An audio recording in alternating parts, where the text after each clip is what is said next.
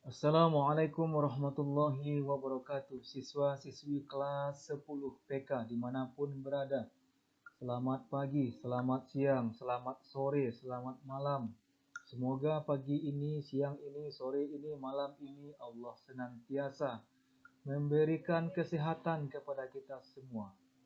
Baiklah, materi kita kali ini adalah tentang ilmu hadis. Coba lihat dalam buku paketnya, materi kita tentang ilmu hadis. Mari memahami pengertian ilmu hadis secara bahasa dan istilah.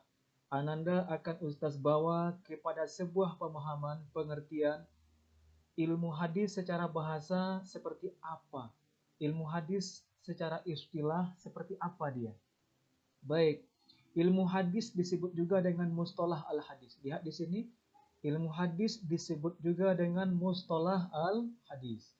Berarti kalau orang menyebut mustalah al-hadis, berarti itu sama dengan ilmu hadis. Ilmu hadis adalah salah satu cabang disiplin ilmu agama Islam yang lahir di abad pertama Hijriah. Jika ada soal yang berbunyi seperti ini, salah satu cabang disiplin ilmu agama Islam yang lahir di abad pertama Hijriah yang disebut juga dengan mustalah al-hadis adalah, maka jawabannya adalah ilmu hadis. Terus kita lihat definisi ilmu hadis menurut pendapat para ulama.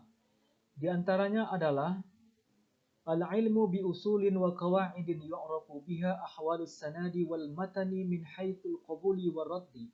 Artinya adalah ilmu hadis adalah ilmu tentang kaidah-kaidah untuk mengetahui kondisi sanad dan matan dari hadis-hadis yang dapat diterima atau ditolak. Jika ada soal berbunyi ilmu hadis, bukan ilmu hadis, ilmu tentang akidah-akidah, ilmu tentang kaidah-kaidah untuk mengetahui kondisi sanad, kondisi matan. Jadi dengan ilmu ini kita bisa mengetahui sanad itu seperti apa dia kondisinya, matan itu seperti apa, serta kita bisa mengetahui hadis itu diterima atau ditolak. Itu disebut dengan ilmu apa? Jawabannya adalah ilmu hadis. Dengan mempelajari ilmu hadis sebagai gerbang utama dalam penelusuran hadis-hadis Nabi Muhammad SAW, kita akan mengetahui bagaimana cara menerima suatu hadis. Jadi, dengan mempelajari ilmu hadis, Ananda akan tahu, akan tergambar di otaknya, di pemikirannya, bagaimana cara para sahabat menerima suatu hadis. Dari suatu sanad ke sanad yang lainnya. Dari suatu rawi ke rawi yang lainnya. Dari seorang murid kepada gurunya. Baik, kita lanjut materi kita. Hadis secara bahasa diartikan sebagai jadid, khabar, berita. Jadi, pengertian hadis menurut bahasa bisa diartikan dengan jadid. Jadid artinya baru. Khabar artinya berita. Atau sesuatu yang baru. Jadi hadis itu bisa diartikan dengan sesuatu yang baru. Definisi hadis menurut istilah. Tolong dilihat benar-benar nih. Nih. Ma udhifa ila nabiyyi sallallahu alaihi wasallam min qaulin au fi'lin au takririn au sifatin. Ma udhifa, sesuatu yang disandarkan ila nabiyyi kepada nabi sallallahu, Allah berselawat, alaihi kepadanya nabi, wasallam Allah menyampaikan salam, min qaulin dari perkataan, sesuatu yang disandarkan kepada nabi bentuknya adalah al-qaul, au fi'lin atau perbuatan, au takririn atau ketetapan, au sifatin atau sifat. Maka ada 4 yang disandarkan kepada Rasulullah sallallahu alaihi wasallam. Apa yang diatasnamakan ke Rasul? Apa yang disandarkan ke Rasul? Udhifa ini artinya disandarkan, diatasnamakan. Apa dia? Pertama perkataan, yang kedua perbuatan, yang ketiga ketetapan, yang keempat sifat.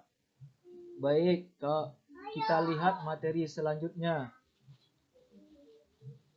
Definisi dari hasil dari pengertian di atas, maka mengandung 4 unsur. Jadi hadis itu, dalam hadis ada 4 unsur.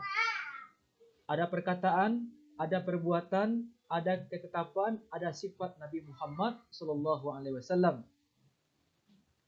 Apabila 4 unsur tersebut disandarkan kepada Nabi Muhammad, perkataan disandarkan kepada Nabi Muhammad, perbuatan diatasnamakan kepada Nabi Muhammad, ketetapan disandarkan kepada Nabi Muhammad, sifat disandarkan kepada Nabi Muhammad, maka penyandaran tersebut, berita-berita yang disandarkan kepada Rasulullah tersebut disebut dengan hadis marfu. Hadis apa namanya? Hadis marfu. Kalau disandarkan suatu berita kepada Rasulullah, apakah perkataan, perbuatan, ketetapan atau sifat, disebutlah dengan hadis marfu. Kalau disandarkan kepada sahabat Rasulullah, disebut dengan hadis mauquf. Jika perkataan diatasnamakan kepada sahabat, disandarkan kepada sahabat, jika perbuatan disandarkan kepada sahabat, jika ketetapan disandarkan kepada sahabat, maka hadis tetap juga hadis namanya, tapi hadis mauquf. Hadis apa namanya? Mauquf. Apa namanya? Mauquf.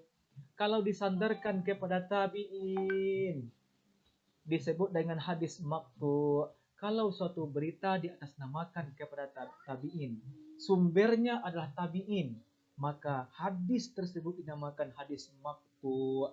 Tabi'in adalah orang yang berguru kepada sahabat. Hadis mauquf, hadis yang disandarkan kepada sahabat. Sahabat adalah orang yang berguru kepada Rasul. Hadis maqtu' adalah hadis yang disandarkan kepada tabi'in. Tabi'in orang yang berguru kepada sahabat. Hadis mauquf, hadis yang disandarkan kepada sahabat. Sahabat orang yang berguru kepada Rasulullah. Hadis marfu adalah hadis yang disandarkan kepada Rasulullah sallallahu alaihi wasallam. Demikian pertemuan kita pada kesempatan kali ini. Sebagai kesimpulannya adalah ilmu hadis memiliki definisi. Ilmu hadis memiliki definisi. Definisinya seperti yang ada di atas. Terus dalam hadis, ada dalam definisi ilmu hadis ada 4 unsur yang terkandung di dalamnya. Ada qauliyah, ada fi'liyah, ada takririyah, ada sifatiyah. Qauliyah perkataan. Coba lihat di sini. Nah, ini dia. Qaul perkataan. Fi'liyah atau fi'il perbuatan. Takririyah atau takrir ketetapan. Sifat adalah hal ihwal atau keadaan Rasulullah.